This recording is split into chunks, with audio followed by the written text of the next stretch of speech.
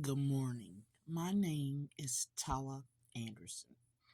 A couple of years ago, I had an issue mentally and interned myself into Mount Pleasant Hospital, that is affiliate of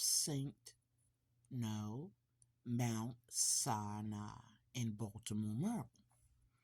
That was a couple of years ago. I received disability and I received a lot of things because of that program.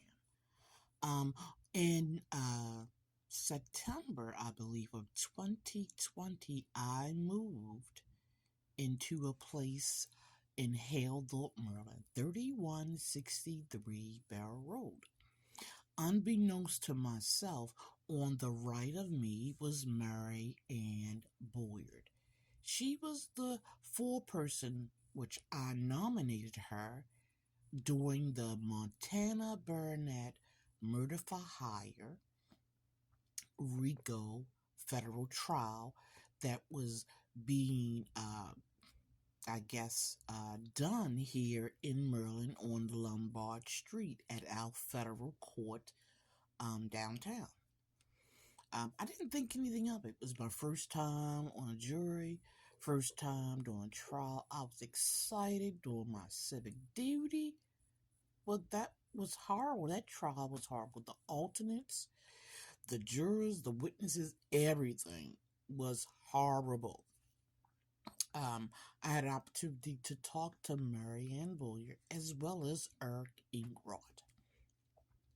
So in 2020, when I moved, I didn't think about anything about the Montana Baronette trial. It was gone out of my mind. Those people were gone. As time went on and I lived at the address, thousands of things happened. I had a hysterectomy, I had my ingrown toenails operated on, and I had my thyroid removed. And even though I had left the narcissist Antoine Centel Mason Sr., we were still in a relationship that I knew of. And Stephanie Brunson Newman, was a tentative friend. We were not really friends. She only used and abused me for anything she needed over the years. And I didn't realize until this year that her and Antoine were in a relationship. I told that girl 10 years ago, please take this boy off my hands. I had a child by him. I didn't need two Antoine's children. Devon, take yours. Anyway. Oh, anyway. So as time went on, I didn't realize I was being gangbanged and gang slanged and gang stalked by Marianne.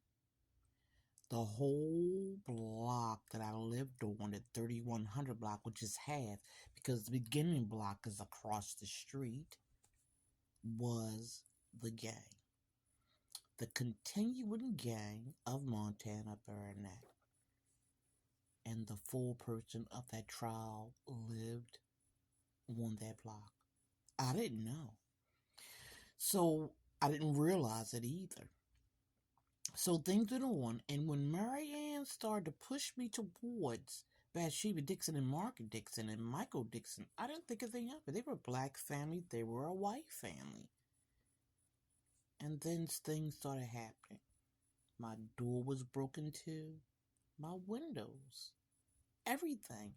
And I could not get a Baltimore County police to help me because my neighbors were telling them I was crazy and I did this to myself and I made it up. And yet, Marianne Boyer's husband, Donald Groh, is a felon and he breaks into brown skinned women houses. That is his fetish. It took me 8 months to find that out. I didn't realize next door was Thomas Wheatley Jr., little T-Ray. I grew up with his parents, and this man grows up to be my gangbanger, gang stalker, and rapist. I didn't know that until the body cam, and that was in November. I realized the officer that wore the body cam, was also the officer I told in October of 2021 that Bathsheba had threatened my life, tried to come through my back door. I got my front door, my front windows, my back door, my back windows, and not one Baltimore County police assisted me. They believed my neighbors and never had a conversation with me ever. Not one. And not even when they kidnapped me on March the 22nd of 2022. Marianne had her time. I wasn't moving. I wasn't leaving. They were doing things to me. I didn't realize that Antoine Mason Sr. and Stephanie Newman, my visitors, became a part of this gang and received gift money, gift cards, everything to be a part of this gang. Antoine got a plumbing company, A&R Plumbing, all because a drug dealer paid him to make me quiet. And I ain't want to be quiet. So Marianne got tired and got the helpings of Edward Swanton, MD, a doctor and a psychiatrist, because they wanted to say I was crazy enough to commit suicide. The 911 said I attempted suicide. The police report said I need oxygen because of the poisoning I was talking about. And the medical records are a disgrace to Ascension St. Agnes Hospital in Baltimore, Maryland. Put them all three together, you won't believe you're talking about the same person. These are legal documents of Maryland state government, Baltimore government. I had to get a mediation with the government to get the 911 records. Then they only give me half. And then when I still ask for them, they tell me, it's been a year. We don't keep those records. They've been purged. Of course, they are. And I still never got an answer. Eric Inkrote was the volunteer EMS. Now, Baltimore County Police sent the volunteer EMS fire department to pick up a woman they said had just attempted suicide. On that body cam, you can see him laughing and joking. That is how Maryland treat their mentally ill. They're vulnerable. They're disabled. They're black women. If I really was a mental patient, I would have offed myself. But instead, I get there, Ascension St. Agnes, 10 hours after I leave my house. And Edward Swanton is telling me while he's videoing me, this is a doctor, I want to lay down and die. He is telling me to commit suicide.